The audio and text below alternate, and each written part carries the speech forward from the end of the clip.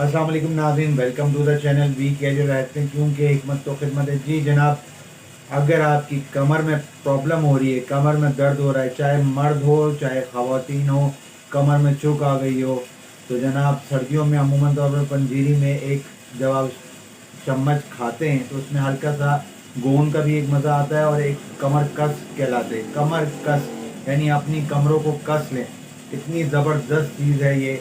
और मौसम भी सर्दी का है, इसी मौसम में ज़्यादा इस्तेमाल की जाती है।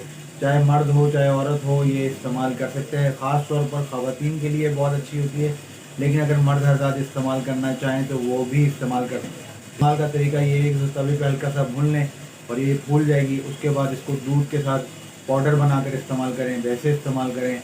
कमालात देखें। नहीं समझ आया तो स्क्रीन पर नंबर मौजूद है, रब्ता कर सकते हैं।